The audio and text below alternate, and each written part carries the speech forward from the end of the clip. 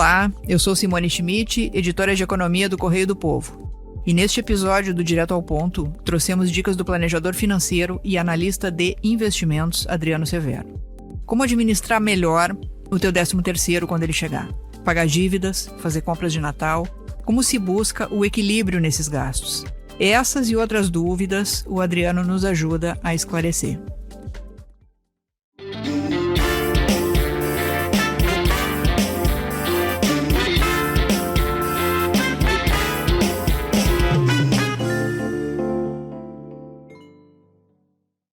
Seja muito bem-vindo, Adriano.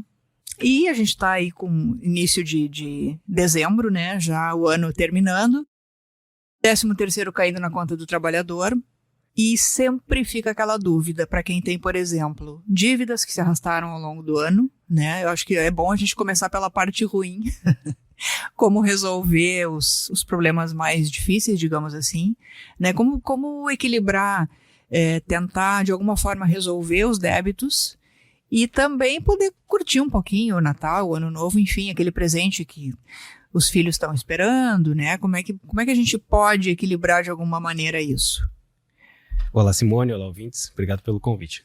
Então, vamos lá. Para se organizar, de fato é importante fazer esse equilíbrio justamente entre pagar dívidas, pendências, e também é importante a pessoa curtir um pouco, né? Aproveitar a vida, a gente está aí também para isso. Uhum. Então, de fato, tem que entender com a sua realidade como que vai conseguir conciliar. É importante separar uma parte para curtir, mas assim, de repente, uma dica não é uma regra, daqui a pouco começa a fazer, 50%, ou seja, metade desse valor eu vou usar para pagar dívida e metade desse valor eu vou usar para curtir, para fazer alguma coisa, algum passeio, comprar algum presente. Então tem que lembrar de conseguir justamente aliar esses dois pontos. Pois eu ia te perguntar sobre os pagamentos de dívidas. Muitas vezes as pessoas, enfim, acabam, como a gente diz, se embananando, se enrolando, né, no decorrer do ano, não vão exatamente conseguir resolver tudo. Talvez, alguns economistas, a gente escuta isso, né, trocar um crédito mais caro, né, por um mais barato. E como é que se poderia fazer isso? Por exemplo, eu tenho lá algo que está atrasado no cartão de crédito, por exemplo, uma dívida, né, que acabou virando bola de neve. O que se poderia fazer? Qual é a tua sugestão? Buscar que tipo de crédito talvez se pudesse buscar no banco para tentar resolver parte disso? Quem está nessa situação sabe bem da realidade que é esses juros, que a gente faz uma comparação bem básica. Aquilo que renderia numa aplicação de renda fixa básica em um ano é o equivalente que é cobrado num cartão de crédito em um mês. Então, quem está nessa situação sabe disso, né? Que os números vão aumentando muito. Deixa eu te pedir, por favor, um exemplo. A pessoa, digamos, tem um atraso aí no cartão de crédito, R$2.000, tá? Isso, enfim, ela não pagou. A gente nem pode dizer ao longo do ano, né, essa dívida, porque tem aquela regra de que se tu não paga o valor integral, adiante tu vai ter que de qualquer forma negociar, né? Mas ainda assim, o que seria possível fazer quando se começa a trabalhar com rotativo? O que daria para fazer? Sim, o que dá para fazer é o seguinte, tem que estancar esse crescimento dos juros. Uhum. Então, uma das maneiras seria, de repente, até mesmo fazer algum empréstimo para quitar. A própria instituição financeira, ela oferece linhas de crédito, mas acaba conseguindo congelar já o valor e quanto que vai ficar pagando. Porque tem muita gente que acaba não pagando, entra no negativo, no cheque especial da sua conta. Sim. E esse não tem limite, esse vai sendo cobrado todo mês. O cartão de crédito, com as mudanças na legislação, pode ali no máximo 1 mês ou 2 meses ter essa cobrança mais elevada. Outro problema que as pessoas enfrentam também é a dívida exatamente do cheque especial, que a gente ainda chama, né? Aquele limite que acaba muitas vezes estourando e, enfim, vai sendo cobrado taxa. Fica bem mais difícil, né? Que é um dinheiro que parece que é da gente, mas que não é da gente. Exatamente. Parece, mas não é. Exato.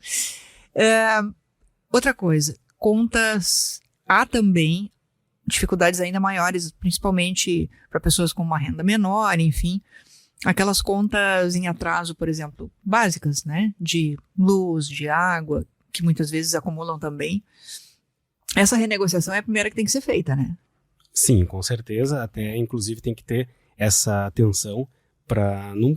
Provavelmente vai ter que priorizar essas contas, né? Luz, água, porque se não pagar vai acabar sendo cortado. Enquanto que, apesar de ser um juros altíssimo, alguns outros créditos, ainda assim é possível de fazer a renegociação. Então, assim, o que vale mais a pena botando na balança? Ficar sem luz, ficar sem água? Ou Sim. pagar um cartão de crédito? Então, assim, tem que botar na balança. E hoje em dia as companhias também oferecem renegociação, né? As companhias, enfim, de energia, de abastecimento de água, né? As pessoas podem também procurar para renegociar. E eu te pergunto sobre compras. Digamos, o consumidor foi lá, renegociou suas dívidas, né? E conseguiu resolver, ainda que não tenha resolvido tudo, mas passou a pagar ali aquela primeira parcela, né, daquele seu débito, e aí tá apto a consumir de novo. E aí é um grande problema que a gente precisa chamar atenção para isso, né? Porque o voltar a consumir tem que ter uma maior responsabilidade. Ou vai acabar numa mesma situação no ano seguinte, né? O que tu recomendaria, por exemplo, voltando a consumir, voltando a comprar, parcelamentos. O que se recomenda quanto a parcelamentos? Até quantas prestações uma compra, por exemplo? Sim, muito importante. Para que não fique perigoso. Exatamente, muito importante. Então, quando sobrou algum valor, o que é comum as pessoas fazerem? Sobrou, por exemplo, R$200. Eu posso comprar isso aqui que custa menos de 200. Vai lá e compra, até mesmo parcelado. Eu posso comprar isso aqui também que custa menos de 200. Mas se for somar todas as compras, dá muito mais que os 200 que sobrou. Então é importante lembrar quanto que sobrou e quanto que pode gastar. Com relação ao parcelamento, o que a gente tem? O Natal desse ano ainda não chegou. Então, se a pessoa fizer um parcelamento em 12 vezes, o Natal desse ano não chegou e ela vai terminar de pagar próximo do Natal do ano que vem. Então é muito importante lembrar com relação ao parcelamento, porque dependendo de como for agora, vai nos acompanhar o próximo ano inteiro. Então isso vai nos pesar no orçamento do ano inteiro. Claro que algumas coisas não tem muito como fugir, compras de valores maiores, por exemplo, uma geladeira, alguma coisa assim, então o valor é mais elevado, é necessário fazer o parcelamento. Mas daqui a pouco coisas menores, que vai parcelar muito, vai acabar, como eu disse, né, afetando todo um planejamento do ano que vem. E quando vira o ano que a pessoa fica, bom, esse ano vai ser diferente, esse ano eu vou fazer tal coisa, esse ano... Mas esquece que já tem, vindo do ano anterior, todo um peso no orçamento ao longo de muitos meses. Sim, eu acabei te atropelando aqui, porque eu ia te perguntar sobre, a gente dar um exemplo prático, né? Por exemplo, alguém que tem uma dívida, vamos pensar aí, de R$2.000 no cartão de crédito, tá?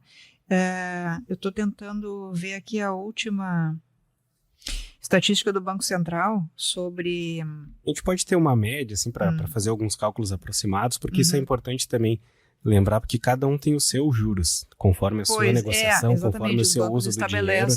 Eu posso ver assim, o que eu vi dos clientes que eu tenho atendido agora, a gente poderia ter mais ou menos em torno de 13% de juros ao mês. Isso é uma loucura. É uma loucura que isso aí é mais, como eu disse ali, do que uma aplicação em um Tesouro Selic, uma aplicação tradicional que renda em um ano. Então, assim, 2.000 em um mês geraria em torno de R$260 de juros, não pagando um cartão de crédito, por exemplo, um cheque especial. É um número elevadíssimo, né? Ainda mais comparando que a gente teria menos que isso ao longo de um ano inteiro. Ou seja, a jornada para acumular ela é mais demorada do que os juros que nos acumula para nos penalizar, né? Pois então, Adriano, o que for possível negociar à vista, quer dizer, por mais que tu tente, enfim, rever aquelas contas com o teu credor, é pagamento à vista mesmo, né? Nesses casos. Sim, se puder resolver. E, inclusive, assim, uma dica que acabou se tornando, caiu um pouco em desuso, que é o dinheiro em papel. Né, o Pix impresso, como algumas pessoas andam falando, né, brincando. Então é o seguinte, às vezes tu consegue negociar com alguma loja pagando em dinheiro um valor menor do que tu for pagar no cartão. Por quê? Porque no cartão tem uma taxa da operadora, da máquina, enfim. Então tem uma taxinha que o lugar que está te vendendo acaba cobrando. Então, assim, tenta negociar daqui a pouco pelo menos essa taxa do cartão. Então daqui a pouco tu vai a algum lugar, tá num shopping. É fácil de encontrar lugares que saque dinheiro. Então daqui a pouco vai lá, saca o dinheiro e chega com o dinheiro né, depois de ter feito a negociação, que vai acabar muitas vezes economizando. Pois eu estava pensando nisso, e é o que é uma alternativa que vale para compras também, né? Tu vê um determinado produto, às vezes acontece da gerência da loja te dizer, pagando em dinheiro, pode-se fazer tal desconto, né? Também é uma alternativa para se pensar para compras, né? Exatamente, porque o Pix, apesar de pessoa física não ser cobrado, algumas empresas podem ser cobradas pela sua instituição financeira taxa para receber os Pix. Sim. Então, pode ser que algum desconto, inclusive, seja possível, mesmo optando pelo Pix, que no geral já se tem um desconto em relação a cartões. Certo. Bom, e vamos passar então para a parte mais divertida, que seriam as compras, enfim, os preparativos de final de ano. O que tu recomendaria de um determinado valor que o trabalhador recebe, tá? Quanto para presentes e festividades e quanto para uma reserva, se fosse possível, né? Guardar uma parte desse valor.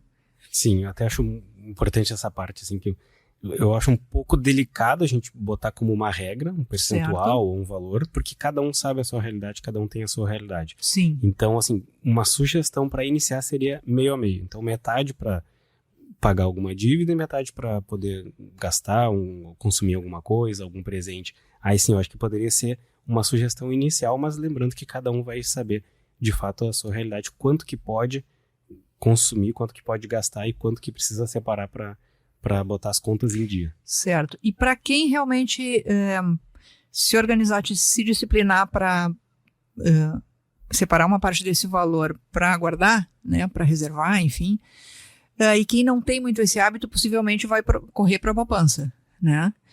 Mas que outro investimento tu poderia sugerir de última hora, assim, para quem não está acostumado a fazer esse tipo de investimento, chegou ali no fim do ano, tem esse dinheiro extra, por causa de pessoas que não têm tantas dívidas, enfim, o que seria interessante aplicar? Tem duas opções que são bem interessantes e bem fáceis, que seria o Tesouro Selic, e que dá para aplicar no Tesouro Selic através de um fundo de investimento ou diretamente. Então a gente tem duas maneiras. E a outra opção, um CDB. Eu acho que essas são as mais conhecidas e as mais fáceis de acessar. Tá, e a gente fazendo aí uma comparação. A poupança hoje, ela tá dando ao mês quase 8% ao ano. 0,60 é 0,5 mais ATR, e que agora tá ficando em 0,6 ao mês, mais ou menos. Tá, então 7%, digamos, 7 alguma coisa, né? Isso comparado com as outras alternativas que tu traz aqui de Tesouro Selic, é isso? E CDB, né? Isso. Como é que ficaria? O Tesouro Selic, ele vai render de acordo com a taxa Selic, então ele pode mudar, mas ainda assim está acima da própria poupança. A gente tem, nesse momento, 12,25% a taxa Selic, então seria bem nessa linha que iria render, que isso equivale a 0,97% ao mês. O que é bem mais que a poupança, né? Exatamente. Então, por mais que muitas pessoas digam, na poupança eu não vou pagar imposto de renda, mas ainda assim, considerando que vai pagar o imposto de renda, depois de descontar isso, vai ficar o rendimento acima da Ainda da fica poupança. acima da poupança. E a poupança também tem o chamado rendimento aniversário, que, ou seja, a cada dia do mês que tu deposita, ele só vai render no próximo mesmo dia do mês seguinte. Então, se tu depositou no dia 10, só no dia 10 do mês seguinte que vai ter o rendimento. Se a partir do dia 10 do mês seguinte, não pode mexer primeiro. Antes disso, não, né? Mexendo, não vai ter esse rendimento, a cada mês mesmo. Enquanto que um Tesouro Selic ou um CDB, eles rendem todos os dias um pouquinho. Então, ainda teria essa vantagem. Rende mais e rende um pouquinho todos os dias. CDB daria o que hoje?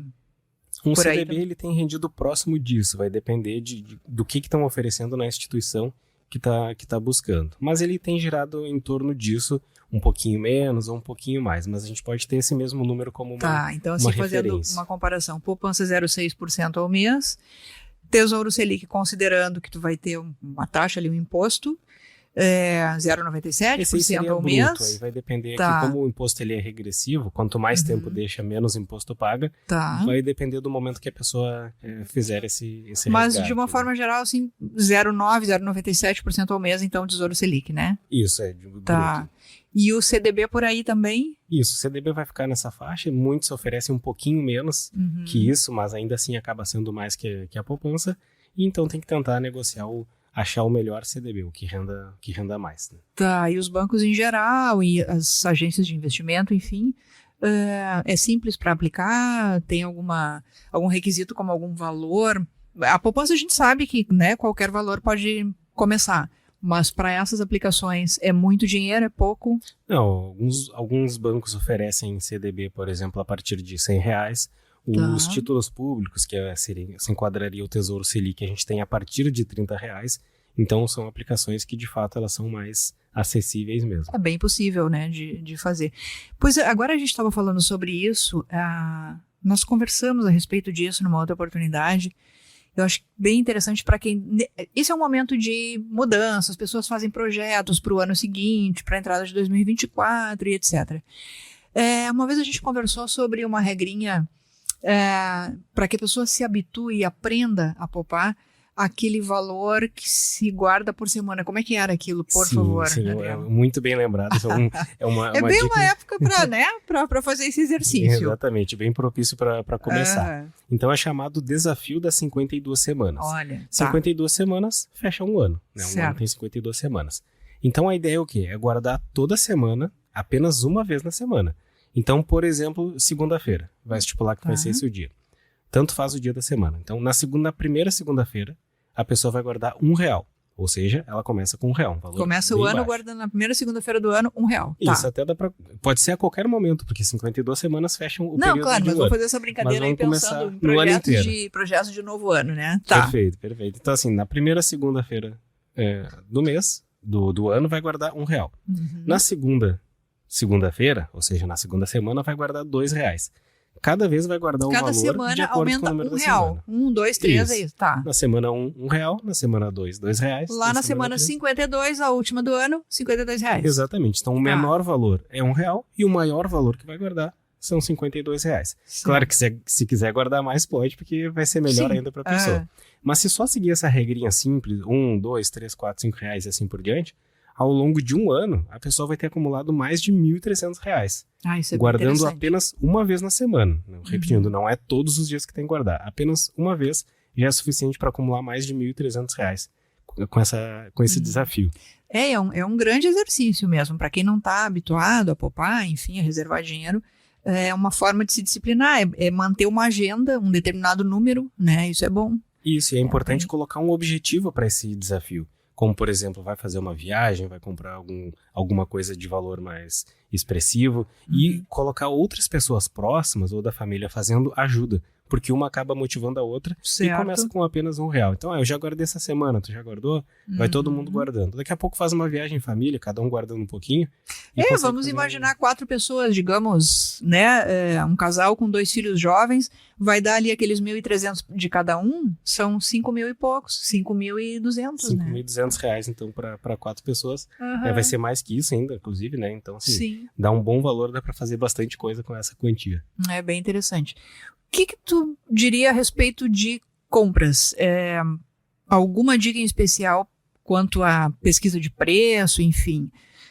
Sim, sempre é importante fazer essa pesquisa. Inclusive, a gente tem alguns sites que monitoram preços para saber se de fato aquilo é uma promoção, comparar, enfim, se é uma suposta promoção. Aliás, na Black Friday você falou muito sobre isso, né? Exatamente. Para ter esse controle. E a gente tem aquilo ali também. Às vezes em período de Black Friday baixa o preço, depois sobe um pouco, daqui a pouco em seguida já tem promoção de Natal, daí baixa um pouco. Então cuidar períodos de promoções, se está pensando em comprar alguma coisa e logo em seguida vai ter alguma data que seja mais relevante assim para o comércio em termos de desconto, daqui a pouco espera um pouquinho para adquirir naquele momento de talvez desconto. Aquele eletrodoméstico que precisa ser trocado, enfim, passando o Natal, já se começa a perceber nas lojas, enfim, no varejo, promoções, né? Então a gente tem algumas cidades que fazem aqueles liquidas, assim, quando vira o ano, então tem momentos que a pessoa consegue aproveitar, é só esperar, monitora, vê o que procurou, anota aquele preço, monitora durante algumas semanas para conseguir fazer de fato uma compra. Essa comparação acho que ela tem que ser por alguns dias e em várias... Enfim, usar várias ferramentas e sites ali para ter a certeza, né, de que preço realmente interessante vai encontrar por ali naqueles comparativos. E agora na Black Friday, eu mesmo estava fazendo uma pesquisa de televisão e eu encontrei o mesmo modelo em lojas diferentes, com diferença de mais de 60% no valor do preço. Nossa. Então, assim, tem que pesquisar mesmo, ir atrás, porque a gente tem que valorizar o nosso dinheiro. Tá todo mundo querendo o nosso dinheiro, né? Todo mundo quer vender pra gente alguma coisa. Então, vamos valorizar o nosso dinheiro e usar de maneira inteligente. Certo. Alguma dica em especial, por exemplo, para algum planejamento de viagem, porque é um período de fim de ano que se pensa também, as férias estão logo ali, né? Tipo, janeiro, fevereiro, muita gente se programa, principalmente quem tem filhos na escola, não dá para fugir muito disso. Tem que ser início de ano. Promoções, possivelmente sites de turismo. Sim, até tem que ter cuidado quando compra, porque a gente viu que alguns andaram tendo problema e muitas pessoas ficaram na mão, né? Infelizmente. Então, assim, quando vai fazer a programação, em torno de 1 ano, é um período bem interessante para conseguir programar de fato com um bom valor, um bom desconto. Aliás, eu estava me lembrando agora que essas páginas em que, enfim, pode tanto comparar preço ou site de turismo, mesmo de viagens, no momento que tu vai comprar teu pacote ali, há períodos que são mais interessantes quando são mais distantes, tipo uma antecedência de 3 meses, para quem ainda consegue talvez tirar férias em março, ou digamos que fosse férias marcadas para fevereiro, agora seria o momento, pelo menos 60 dias de distância. Sim, o cuidado que tem que ter, por exemplo, para viagens, é que quando a gente está nesse período agora de ano novo, um período de praia, possivelmente aquela pesquisa de preço para o ano seguinte, tá todo mundo pensando sobre isso, então ela é mais cara. Se tu esperar passar um pouquinho, daqui a pouco por março, abril, alguns preços já tendem a baixar. Porque já passou aquele momento de tá todo mundo naquele clima, que legal, vou fazer isso no ano que vem, então tá todo mundo falando, os preços acabam ficando mais elevados. Essa demanda por agora, ela fica complicada, né? Isso, ninguém comenta lá em abril, maio, sobre viagens em praia, litoral, essas coisas. Então tem que cuidar o momento também. Por isso que em torno de 1 ano pesquisando é interessante, vai conseguir acompanhar o preço a cada semana, a cada mês. Olha, isso é importante. Atrativos. Um período longo, mas que pode valer a pena, né? Tipo, uma procura de 1 ano, a gente pensa, mas tanto tempo. Não, na verdade é uma pesquisa que lá na frente vai te dar o resultado que tu precisa, né? Isso, e uma coisa que eu costumo fazer e deixar como dica também, é que às vezes fazendo uma reserva, a gente vai ser um valor um pouquinho maior, tem que botar na balança se vale a pena, mas um pouquinho maior o valor vai ser, sendo possível fazer remarcação ou cancelamento, receber o valor integral de volta, porque às vezes programa com muita antecedência e imprevisto pode acontecer e inviabilizar. Sim. Então, assim, às vezes é importante considerar esse valor um pouquinho mais no orçamento da viagem, quando estiver montando, para se proteger desses imprevistos. Às vezes vai fazer alguma viagem de avião, por exemplo, pode ter alguma alteração do voo, em relação à passagem, hospedagem, surgiu algum compromisso, alguma coisa importante lá naquele momento, então é importante ter essa flexibilidade de repente poder receber pelo menos uma parte do valor de volta, ou poder fazer alguma remarcação sem custo, né? Muito bem. Grandes dicas, Adriano. Muito, muito bom. Nossos ouvintes vão poder aproveitar bastante aí. Obrigado. É sempre bom fazer um bate-papo sobre finanças. É isso aí. Muito, muito obrigada e até a próxima. Obrigado pelo convite e até a próxima.